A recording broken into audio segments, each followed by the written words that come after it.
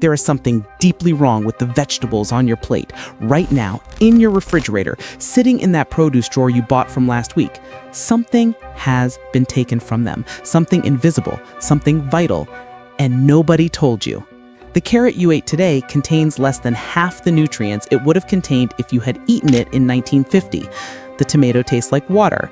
The lettuce wilts in 2 days. The bell pepper has no flavor. You bite into what should be nature's pharmacy, and you taste nothing. This is not an accident. Let me show you something that will change how you see food forever. Ancient civilizations, the Greeks, the Romans, the Egyptians, the Chinese dynasties, they were physically stronger than us. Their bones were denser. Their teeth were harder. They lived without the chronic diseases that plague every modern society. No diabetes epidemic, no autoimmune disorders sweeping through populations, no obesity crisis. And they ate vegetables, but not your vegetables. They ate something else entirely, something we have almost completely lost, something that was bred out, engineered away, abandoned in the name of profit and convenience and cosmetic perfection. They ate heirloom vegetables, wild varieties, ancient cultivars that had been shaped by 10,000 years of careful selection for one thing and one thing only: nourishment. Not size, not shelf life, not the ability to survive a 2,000-mile journey in a refrigerated truck. The vegetables your great-great-grandparents ate were unrecognizable compared to what you buy today. They were smaller, uglier, stranger looking. They had deep, almost violent colors. They smelled like the earth itself. They tasted so intense that children had to learn to eat them. And they were loaded, absolutely packed with minerals, vitamins, antioxidants, and compounds that we are only now beginning to understand. Modern vegetables? They're shadows, hollow imitations. We are eating the botanical equivalent of empty calories wrapped in green packaging. Here's the question I want you to answer in the comments right now. When was the last time you ate a vegetable that actually tasted like something, that had a smell, that made you feel satisfied? Because if you can't remember, you need to keep watching. Let's go back, way back to the carrot. Yes, the carrot, that boring orange stick you throw into stir fries and ignore on your plate. But the carrot you know is a lie, a modern fabrication. The original carrot, the real carrot that sustained empires, was not orange. It was purple, deep, dark purple, almost black in some varieties. Others were yellow, white, red. They were thin, twisted, gnarled roots that looked more like wild parsnips than the perfect cone-shaped specimens in your grocery store. And they were medicine.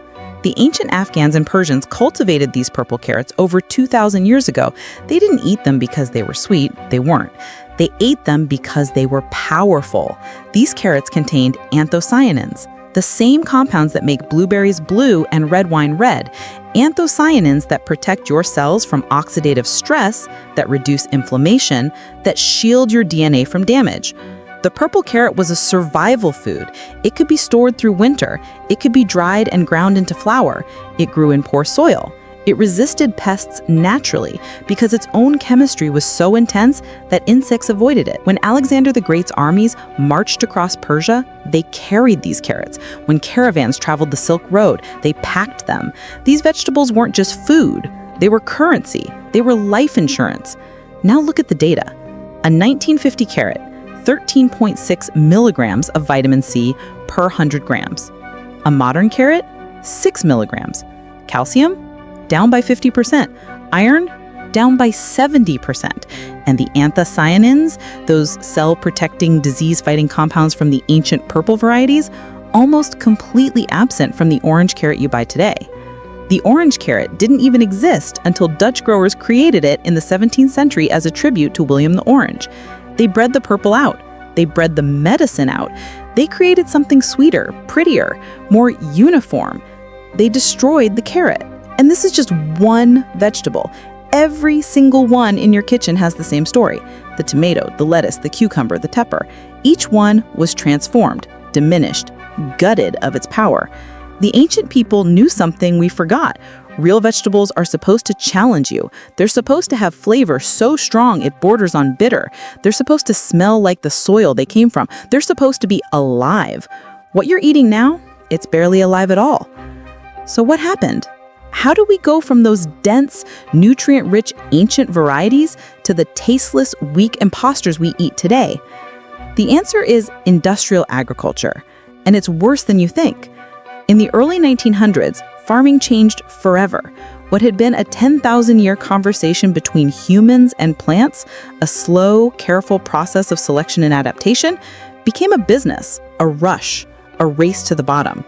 Companies began hybridizing vegetables for one reason: money.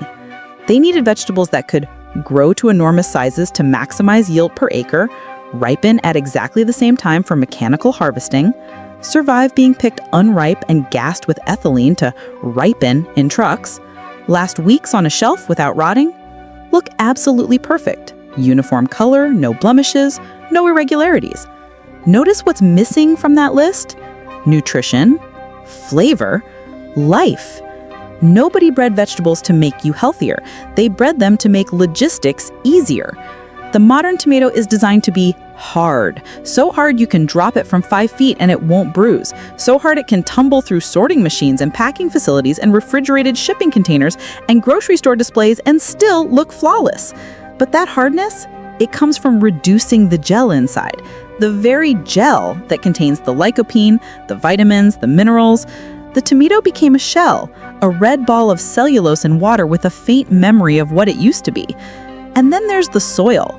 Modern industrial farming treats soil like dirt, like an inert medium to hold plants upright while you pump them full of synthetic fertilizer, NPK, nitrogen, phosphorus, potassium, the absolute bare minimum to make a plant grow.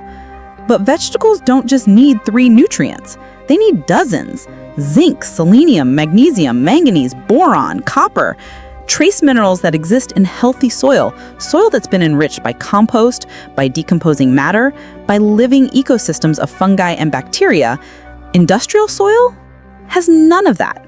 It's dead, depleted, used up. So the vegetables grow fast and big and empty, like inflating a balloon. Lots of size, no substance. And then we spray them. Pesticides to kill bugs, herbicides to kill weeds, fungicides to kill mold. A chemical bath from seed to harvest. These chemicals don't just wash off. They bind to the plant tissues. They're absorbed into the cellular structure. And when you eat that vegetable, you eat them too. Some of these chemicals mimic hormones in your body. Others damage the lining of your gut. Others accumulate in your tissues over decades, until one day, your immune system doesn't recognize your own cells anymore. The modern vegetable isn't just nutritionally empty, it's actively harmful. Let me break this down in a way that will make you angry. In 2004, a researcher named Donald Davis at the University of Texas published a study that should have made headlines everywhere. He analyzed USDA nutritional data for 43 common vegetables and fruits, comparing their nutrient content in 1950 to their content in 1999. The results were catastrophic. Protein down 6%, calcium down 16%, iron down 15%, vitamin C down 20%, riboflavin down 38%. And this is the average. Some vegetables lost even more. The modern broccoli has less than 1/3 the calcium it had in 1950. The modern spinach has lost 60% of its iron. But it gets worse, because it's not just about the nutrients you can measure, it's about the nutrients you can't. Phytonutrients. These are the compounds that give vegetables their color, their smell, their flavor. The bitter edge of kale, the sharp bite of radish, the deep purple of cabbage. These aren't accidents, they're defense mechanisms. Plants can't run away from predators, so they evolved chemistry, compounds that repel insects, that resist disease, that protect the plant from environmental stress. And when you eat those compounds, they protect you too. But modern vegetables don't need to defend themselves. We spray pesticides, we control the environment, we breed plants that are easier to grow, plants that don't produce those bitter, intense chemicals. So the phytonutrient content plummets. And what replaces it? Sugar. Modern carrots are sweeter than carrots from a century ago. Modern corn is twice as sweet. Modern apples taste like candy.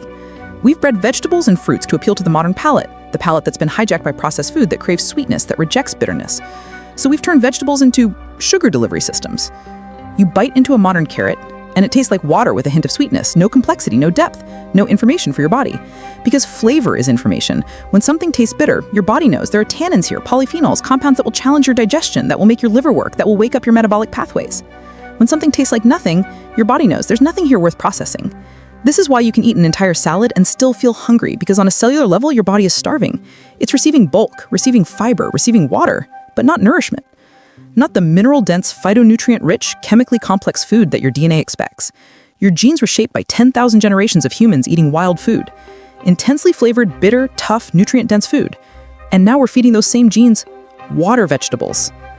It's no wonder everything is breaking, but here's what they don't tell you. The real vegetables, the ancient ones, the wild ones, the powerful ones, they still exist. Right now, there are farmers growing heirloom tomatoes that taste like no tomato you've ever experienced. Deep, complex, acidic, sweet, alive, tomatoes that smell so strong you can smell them from across the room. There are gardeners cultivating purple carrots that taste earthy and mineral-rich, white carrots that have a spicy, almost radish-like bite, yellow carrots that are creamy and smooth. There are seed banks preserving varieties of lettuce, cucumber, squash, peppers that haven't been sold in grocery stores for 70 years. And when you grow these vegetables, when you taste them, you realize this is what food is supposed to be. Let me give you an example. The Cherokee Purple tomato, an heirloom variety that originated with the Cherokee people in Tennessee over a century ago. This tomato is ugly by modern standards. It's lumpy, irregularly shaped, with greenish shoulders and a dusky purple-brown color. But bite into it, and your entire understanding of what a tomato is changes. It's sweet and tart at the same time. It has a smokiness and earthiness. The flesh is dense, almost meaty. The flavor lingers in your mouth for minutes. And when researchers analyze it, they find that it contains 3 times the lycopene of a standard supermarket tomato, 3 times the vitamin C, higher levels of beta-carotene, of flavonoids, of minerals. Why? Because it was never bred for shelf life, it was bred for flavor. And flavor is the signature of nutrients. Or look at wild arugula, the kind that grows on its own in Mediterranean hillsides. Compared to the domesticated arugula you buy in plastic clamshells, wild arugula is aggressive, it's peppery, almost painfully bitter with a mustard-like heat, and studies show it contains up to 10 times the antioxidants of cultivated arugula. Why? Because wild plants are under constant stress. They're fighting for survival. They're exposed to temperature swings, to pests, to poor soil, and to survive, they produce higher levels of protective compounds. When you eat those compounds, you inherit that resilience. This is the secret that indigenous cultures understood instinctively. The strongest plants make you stronger. Not the prettiest ones, not the biggest ones, not the ones that ship well or store long. The ones that fight. But we chose extinction instead. In the last 100 years, we have lost between 85 and 95% of all vegetable varieties that once existed. Think about that number. 95%. Thousands of varieties of tomatoes, peppers, beans, squash, lettuce, cabbage, each one adapted to a specific climate, a specific soil type, a specific cultural cuisine, gone. Not because they didn't work, but because they didn't fit the system. They didn't grow uniformly, they didn't ship well, they didn't look perfect, they ripened at different times, they required human attention, careful harvesting, immediate use. So the seed companies dropped them, the grocery stores refused to stock them, the farmers stopped planting them, and within 2 generations, they vanished. This is one of the greatest tragedies in human history, and almost nobody talks about it. We talk about endangered species, tigers, elephants, rhinos, but we don't talk about the mortgage lifter tomato or the moon and stars watermelon or the scarlet runner bean. These weren't just plants, they were libraries. Each variety contained genetic information refined over centuries, resistance to specific diseases, tolerance for specific climates, nutritional profiles optimized for human health, and we threw them away. We replaced them with 12 varieties of everything. 12 types of tomatoes approved by supermarket chains, 12 types of lettuce, 12 types of peppers, all of them bred for the same qualities: size, uniformity, durability, appearance. This is what the food industry calls efficiency. It's what ecologists call genetic bottleneck. It's what historians will call mass extinction. Because here's the terrifying part. Those lost varieties can never be recreated. You can't just breed them back. Each one represented hundreds of years of selection, of adaptation, of evolution. Once they're gone forever. And with them goes resilience, diversity, the ability of our food system to adapt to climate change, to new diseases, to new pests. We have locked ourselves into a food system that depends on uniformity. The same 12 varieties planted in the same depleted soil, sprayed with the same chemicals, shipped along the same routes. And when something breaks, when a disease appears, when climate shifts, when supply chains collapse, we have no backup plan. The heirloom varieties were the backup plan. And we deleted them. But you can bring them back right now, today, in your backyard, on your balcony, in a single pot on your windowsill. You can grow vegetables that are healthier, more nutritious, more real than anything you can buy in any store on earth. Here's how. Step 1, get heirloom seeds. Not hybrid seeds, not GMO seeds, heirloom seeds. Open pollinated varieties that have been passed down for generations. You can find them from seed companies like Baker Creek, Seed Savers Exchange, and dozens of small independent growers. Look for names that sound strange. Brandywine, Black Krim, Dragon's Tongue, Cosmic Purple. These aren't marketing names, they're history. Each one tells a story of the people who grew it, the places it came from. Step 2, build real soil. Not potting mix, not fertilizer, soil. Start composting. Every vegetable scrap, every coffee ground, every fallen leaf. Let it break down. Let it rot. Let the bacteria and fungi colonize it. This is how you create humus, the dark, rich, living substance that feeds plants. Add it to your garden, mix it with existing soil. Over time, you'll rebuild what industrial farming destroyed, a living ecosystem underground. Step 3, forget pest control. Stop spraying, stop worrying. Yes, some pests will come, but if your soil is healthy, your plants will be healthy. They'll produce their own defenses. They'll survive. And the pests, they'll attract predators. Birds, ladybugs, spiders, wasps. An ecosystem will form. You don't need to control it, you need to allow it. Step 4, harvest at the right time. Not when it's convenient, when it's ready. A tomato is ready when it falls off the vine into your hand. A carrot is ready when the shoulders push up through the soil. A pepper is ready when it's so heavy the branch bends. This is when the nutrients peak. This is when the sugars concentrate. This is when the plant has fulfilled its purpose. Step 5, preserve the harvest. Ferment your vegetables. Pickle them, dry them, freeze them, can them. Our ancestors didn't have grocery stores. They had root cellars and fermentation crocks and drying racks, and they ate nutrient-dense food all year long. Fermentation especially is transformative.